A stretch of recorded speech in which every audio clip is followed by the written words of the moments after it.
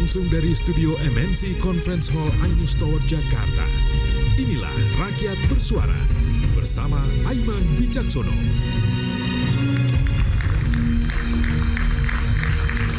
Di akhir bulan kemerdekaan, Agustus menjadi kelabu. Huru-hara unjuk rasa menelan 10 korban jiwa. Presiden meyakini kericuan demo mengarah pada makar dan terorisme pada aksi massanya. 68 orang masih ditahan hingga saat ini, namun tidak ada kejelasan apakah mereka terlibat makar.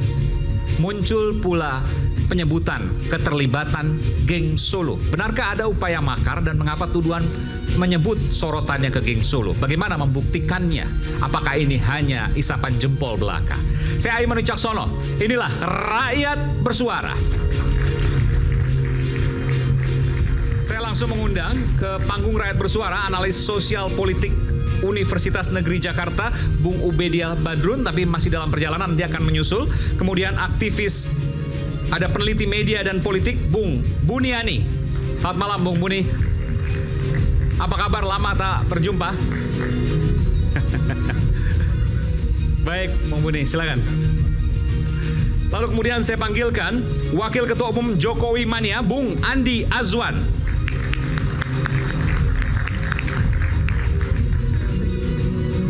PLT Ketum, ada Jokowi Mania, oke. Ketumnya, oke, lagi ada masalah hukum. Oke. Kemudian sosiolog Musni Umar, profesor. Dari Malaysia ini ya. Pak Musni, saya bilang Prof Musni ya. Jadi profesor bener ya? Sahih sekarang profesor, karena kemarin sempat dipermasalahkan. Yang latih saya dari Malaysia. Oke. Silakan Prof, dari sana Prof. Kemudian relawan Jokowi Lovers, Bung Kristianto Yen Oni. Selamat malam, Bung Yen. Udah di Jakarta, sebelumnya dari NTT.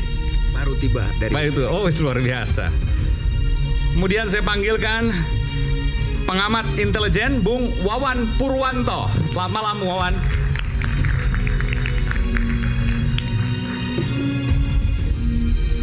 Selamat malam. Silakan. Dan hadir pula bersama kita ekonom senior Bung Iksanuddin Nursi. Tetap di tempat bersama dengan para mahasiswa. Baik. Tadi kita dengarkan apa yang disampaikan oleh Bung Pangi Syarwi dan juga beberapa yang lain. Saya ingin mungkin ada komentar dari sini. Bang Musni, Bung Muniani, atau siapa yang ingin berkomentar? Oh, silakan. Ya, terima kasih Bang Aiman. Assalamualaikum warahmatullahi wabarakatuh. Waalaikumsalam warahmatullahi wabarakatuh. Saya ingin mengomentari untuk masalah yang dikatakan geng Solo ini. Karena saya banyak sekali menerima hal-hal serupa. Hal-hal yang serupa meminta saya untuk bisa mengklarifikasi itu dari warga Solo.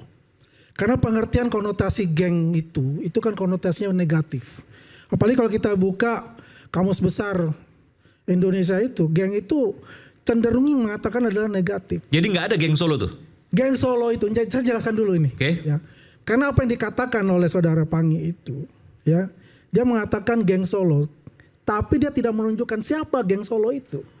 Jadi menyamaratakan, mengeneralisir bahwasanya seluruh warga Solo itu adalah gangster.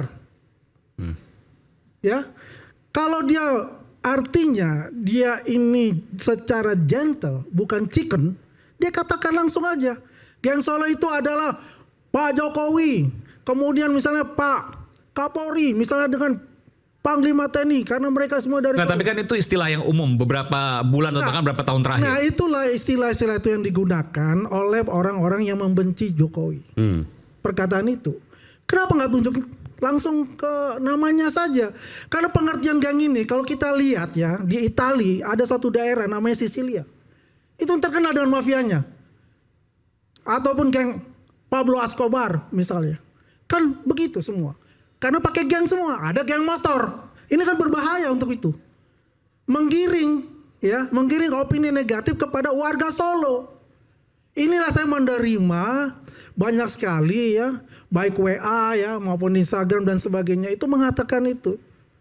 Kami warga Solo sangat marah dengan perkataan geng itu.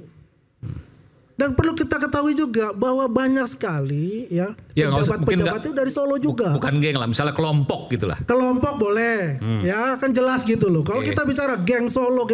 Dan ini saya selalu klarifikasi dimanapun. Jadi kalau kelompok Solo nggak apa-apa?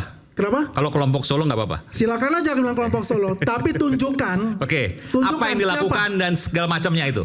Iya. Ya, jadi kalau begini, kalau kita bilang kelompok Solo, ya. Itu lebih diperkecil lagi kata geng itu kan. Nah, sebaiknya tunjuk saja namanya. Ya, jangan lari dari situ. Ya kan, dari perkataan itu kan saya bisa menilai gitu loh. Oh, kan orang Solo kan banyak. Itu kan saya kutip itu ya. Orang Solo kan banyak. Nah, artinya Anda tuh mengeneralisir bahwa semuanya warga Solo itu ada geng. Nah, ini yang saya tidak ingin bahwasannya ini terjadi di kita. Saya juga orang Solo, tapi Sulawesi. Kan begitu. Ya, artinya juga bagaimana ya teman-teman juga dan kemudian kepada para pembenci Jokowi ya, udahlah jangan pakai kata geng. Kata Bang Aiman tuh udah benar, kelompok aja silakan gitu loh. Itu kan sifatnya jadi netral gitu. Tapi saya melihat kelompok Solo, geng Solo atau apapun ya yang disebutkan itu mengacu pada Pak Jokowi, itu kan kemudian yang beredar selama ini di media sosial dan sebagainya. Betul. Tapi Anda mempersepsikan itu mereka semua yang menggunakan istilah itu adalah pembenci Pak Jokowi. Jadi begini, kalau kita bicara gini, karena kata geng itu kan sudah katakan negatif dan dari awal tuh mengatakan terus itu geng terus kan. Sampai ijazah pun juga bilangnya geng Solo semua. Ya kan, karena konotasinya itu adalah katakanlah Kapolri itu dulu berasal dari Solo. Kapolresta Solo, ya. Kapolresta Solo juga Panglima TNI juga pernah. Pak Hadi dulu. Pak Hadi juga kan. Ya. Tapi mereka kan mengeneralisir semua gitu loh. Artinya semua ini warga Solo yang dikatakan itu. Kenapa? Saya kutip dari kemarin itu kan mengatakan begitu. Kan orang Solo banyak, ada 2 juta orang kan begitu. Ya artinya Anda tuh mengeneralisir bahwa semuanya itu warga Solo. Yang katakan Anda ada geng. Tapi kalau Anda mengatakan Pak Jokowi mantan Panglima TNI misalnya kan, atau Pak Kapolri sekarang, itu adalah gentleman untuk mengatakan itu. Oke, baik. Ada komentar di sini? Silakan Pak Musni. Ya, terima kasih. Sebenarnya orang. Sebentar saya tanya lu, Pak Musni ini pembenci Pak Jokowi atau bukan? Atau pengkritik? Beda loh, pembenci. Saya ini penulis buku Jokowi Satrio Piningit Indonesia. Oke, artinya positif dong itu? Iya, positif. Apa yang anda tulis tuh? Soal itu, ya, intinya menggambarkan bagaimana perhatian orang sebelum Pak Jokowi menjadi presiden, begitu besar apresiasi orang. Wali kota waktu itu. Ya, sampai gubernur menjadi presiden. Tapi kan fakta yang kita saksikan adalah sebaliknya. Bisa 1000% lebih dari yang diharapkan orang yang terjadi. Maksudnya 1000% berbalik. Berbalik. Bertolak belakang, tidak sesuai. Bertolak belakang. Misalnya. Sampai orang mengatakan kalau sen kanan, yang terjadi sen kiri. Belok kiri. Iya, belok kiri. Itu contoh saja. Nah, saya ingin merespon apa yang disampaikan tadi tentang geng Solo. Sebenarnya ini penamaan untuk memudahkan pemahaman masyarakat ada masalah yang berkaitan. Ini tidak mengeneralisir, tidak semuanya orang ini. Tapi kalau kita sebut yang seperti Anda sebutkan itu, menyebut nama, itu kena undang-undang ITE. Nah, itulah orang menghindari itu. Ya, jadi jangan salahkan masyarakat menyebut. Jadi gini Prof, makanya saya bilang Prof, jangan jadi chicken, jangan jadi pengecut. Ngomong saja kalau misalnya ditunjukkan itu masuk penjara, Pak. Nah, makanya saya bilang jangan berlindung pada kata geng. Pak, kelompok boleh. Anda belum pernah masuk penjara, Pak. Anda belum pernah masuk penjara. Saya ini di masa Orde Baru, ketika kita memperjuangkan bagaimana perlunya ditegakkan namanya KKN, diberantas KKN. Ada 3 perjuangan kita 40 tahun yang lalu. Apa itu yang pertama? Pertama, melawan KKN. Apa yang terjadi sekarang? 10 tahun terakhir ini dahsyat luar biasa KKN itu sendiri. Kan itu realisa. Masa menteri pendidikan Ristek itu masuk dijadikan tersangka. Itu padahal dia adalah pengawal untuk memperbaiki Indonesia. Itu contoh bahwa KKN ini luar biasa. Itu 40 tahun yang lalu kita di penjara di masa Orde Baru, itu perjuangan kita. Kedua, itu melawan yang mewujudkan clean government, pemerintahan bersih. Apakah sekarang pemerintahan baik? Itu pemerintahan justru ini yang kita harus perbaiki. Jadi clean government tadi di negeri ini, Pak. Kemudian apa? Dui fungsi, melawan dui fungsi. Di 10 tahun di masa Jokowi itu begitu dahsyat yang namanya duit fungsi itu sendiri. Orang masih menjabat, sudah dijadiin ini, dijadiin itu. Itu perjuangan yang tidak selesai. Jadi saya ingin mengatakan, Pak, saya pernah masuk penjara. Ini saya sedih menangis melihat negeri yang seperti sekarang ini. Jadi salahlah kita kalau membela orang yang benar, orang yang salah. Saya sekali lagi penulis buku. Tapi ketika dia salah, saya mengatakan ini nggak benar, harus diluruskan. Dan orang yang nggak benar itu harus diadili. Dan maksudnya, itu perjuangan. Maksudnya Pak Jokowi harus diadili? Iyalah, itu tuntutan. Kenapa? Tuntutan para penggiat sosial dan sebenarnya Indonesia, seluruh rakyat itu. Kenapa? Hanya kemarin ini, kenapa coba? Di dalam 17 tambah 8 itu tidak ada yang namanya adili Jokowi, Pak. Pertanyaannya kenapa bisa terjadi? Nanti Anda semua jawabnya. Artinya ada perjuangan yang murni, orang yang bersalah diduga bersalah, tidak diadili, kemudian mencari bubarkan DPR. Saya dengan Pak Ihsanuddin Nursi. Pernah di DPR walaupun Dalma. Iya. Kita melihat betapa DPR gitu, kalau pimpinan partai itu mengarahkan harus begini, harus begitu, kita lakukan. Saya tiap hari menerima demonstran itu. Karena Golkar pada saya itu suruh saya menerima mereka. Tapi kan akhirnya yang berkuasa itu bukan rakyat, Pak.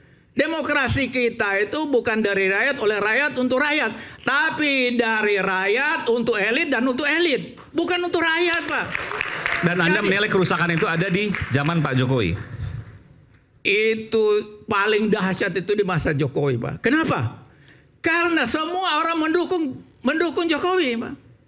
Dan sekarang berlanjut. Maka sesungguhnya suara Pak Aiman sekarang ini, bagi saya itu diperlukan, demonstrasi itu perlu. Karena DPR udah nggak bisa, Pak, kita harapkan. Kenapa? Tidak bisa kita harapkan. Mereka bagian dari koalisi. Dia tidak mungkin melawan bosnya, ketua umum partai. Dia harus mengikuti maunya pimpinan partai politik. Akhirnya apa? Rakyat enggak. Siapa dia mengadu pada siapa gitu. Inilah tantangan. Maka sebenarnya apa yang dituntut 17 tambah 8 itu bukan menyelesaikan masalah. Tidak bisa menyelesaikan masalah. Karena sistem yang kita bangun itu udah rusak luar biasa, Pak. Lebih baik kita perjuangkan yang pernah kami perjuangkan 40 tahun yang lalu itu.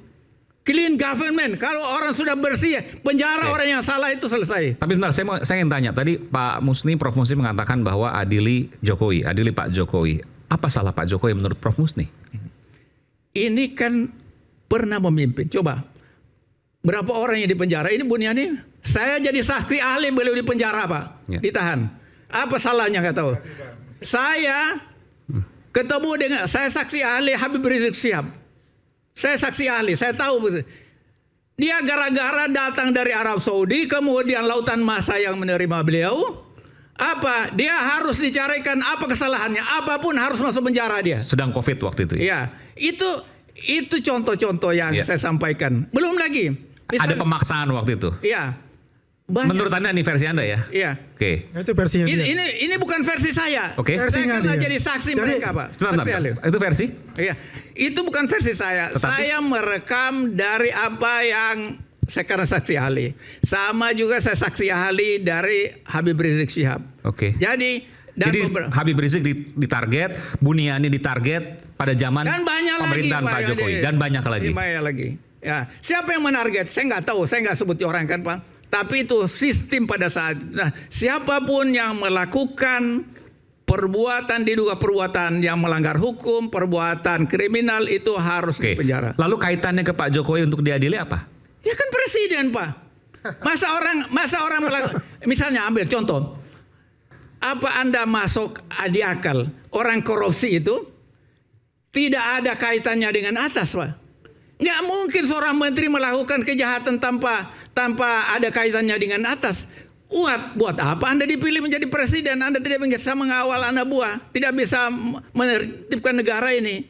Kan itu contohnya. Dan Jokowi saya katakan, kalau diadili belum tentu orang bersalah, Pak. Memangnya orang diadili itu sudah pasti bersalah? Belum tentu. Nantilah pengadilannya akan menentukan orang ini benar, ini salah dan lain sebagainya. Tapi kan CCRP sudah mengatakan di dunia ini Jokowi masuk bagian dari itu, Pak. Posisi CCRP. Iya, jadi itu ya. Inilah ya profesor tapi juga nggak ngerti hukum, nggak ngerti tentang birokrasi. Pak, apakah semua hukum, Pak, itu harus ditanggung oleh presiden? Ketika presiden mempunyai pembantu-pembantunya secara teknis bertanggung jawab di atas kementerian, kemudian melakukan kesalahan, melangkahi dengan sumpah jabatan dia, haruskah presiden disalahkan? Pertanyaan saya begitu. Pertanyaan saya yang kedua, ya, kalau Anda saksi ahli pada saat itu ada COVID, ya, kan kita ada undang-undang masalah itu tentang COVID itu, tidak boleh ada berkumpul, ya kan? Apakah juga Pak Jokowi yang bersalah untuk itu? Kan ada jajarannya juga yang bertugas untuk itu. Dia tidak akan menyentuh aspek hukum. Coba kita lihat. Apakah dia menyentuh aspek hukum? Tidak. Dan Anda katakan adili Jokowi. Siapa yang mengadili Jokowi? Apa salahnya Jokowi? Dan Anda yang mengatasnamakan rakyat siapa yang Anda atasnamakan? Pertanyaan saya kan simpel untuk itu. Ya kan? Karena Anda ini seorang profesor, Bos. Ya, saya ingin mestinya Anda tahu juga bagaimana sih kriteria birokrasi. Ya, jadi gini. Ini luar biasa. Karena perkataan Anda itu tidak mencerminkan sebagai Anda seorang akademis. Jadi gini, kalau ada kesalahan anak buah, siapa yang disalahkan? Kan atasan dong, komandan. Anak buah itu pasti melaksanakan sesuatu karena perintah dari atas. Bagaimana lebih yang perintah dari atas, ya? Kalau ini memang katakan begini, presiden adalah konseptor. Pelaksana teknis siapa? Pelaksana teknis itu adalah menteri. Menteri itu mempunyai dirjen-dirjen, mempunyai direktur-direktur. Mereka lah batas untuk itu. Ya, kecuali memang perintahnya oleh presiden itu adalah melakukan korupsi. Apa perintahnya? Kan tidak ada konsep yang dibuat. Ada, katakan dulu namanya GBHN, RPJMN. Itulah seperti itu yang dilakukan. Itulah sebabnya. Jangan disamaratakan bahwa semuanya itu adalah salahnya presiden. Kucing ketabrak pun salahnya Jokowi. Ya, itulah sebabnya karena kesalahan begitu masif di tingkat bawah itu, Pak Jokowi sepatutnya dibawa ke pengadilan untuk diperiksa. Ini lagi Anda salah lagi, ini memprovok seperti itu. Bukan. Apakah dia mau bicara itu? Apakah dia bersalah Anda atau tidak? harus bisa bicara secara hukum. Di mana kesalahannya? Tunjukkan, laporkan ke KPK, biar KPK yang bisa memproses. KPK sudah melaporkan itu, sudah dilaporkan. Kalau dilaporkan KPK, KPK tidak menemukan, tidak ada bukti yang tepat. Tidak ada bukti. Apakah harus dipaksa KPK untuk melakukan itu? KPK itu independen, Pak. Bapak ingat nggak? KPK independen. Pak Harto memimpin Indonesia 32 tahun. Pak Harto 32 tahun dengan sistem yang sistemnya otoriter. Kita ini dipilih oleh rakyat secara langsung. Pak Harto itu sampai diadili. Tapi pengadilan tidak berlanjut karena sakit. Kan orang diadili itu belum tentu dia bersalah. Disitulah dia mempertanggungjawab. Ini terjadi korupsi, ini terjadi pembunuhan, ada kilometer 50 pembunuhan, ini ada kanjuruhan pembunuhan, ini macam-macam semua kejahatan terjadi. Korupsi merajalela di mana-mana. Saya tidak bertanggung jawab. Nanti kan hakim memeriksa. Sekarang anak buah semua yang salah di penjara. Ini kalau pemerintahan apa ini? Di mana? Korupsinya apa aja? Kalau kita lihat flashback ke belakang, tidak ada. Semua presiden pasti ada korupsi-korupsi. Ada BLBI pada zamannya Ibu Mega, ya. Terus Senturi zamannya Pak SBY. Apalagi coba? Semuanya itu ada proses-proses seperti itu. Memang saya setuju pembenahan itu penting di dalam birokrasi kita, ya. Tapi kalau menuju kepada satu orang yang disalahkan, ya, sebagai penyebab permasalahan-permasalahan besar ini, saya katakan Anda keliru sebagai profesor. Bagaimana keliru? Keadaan Indonesia sudah korupsi merajalela, demokrasi hancur. Coba bayangkan, kan ada undang-undang yang namanya KKN. Kan ada undang-undangnya, diciptakan di masa Pak Habibie. Tapi apa yang terjadi? Kan anaknya didorong untuk menjadi calon presiden, kemudian Anda kan tidak tahu prosesnya bagaimana. Proses itu kita tahu. Panjang prosesnya. Kita akan lanjutkan nanti apakah ini bicara soal adil atau tidak. Adil atau tidak. Tapi apa yang kemudian terjadi pada unjuk rasa kemarin, aksi massa dan sebagainya, apakah terkait dengan, saya nggak bilang geng, kelompok Solo atau tidak. Itu kita akan bahas lepas jeda. Kami akan segera kembali saat lagi. Tetaplah bersama kami.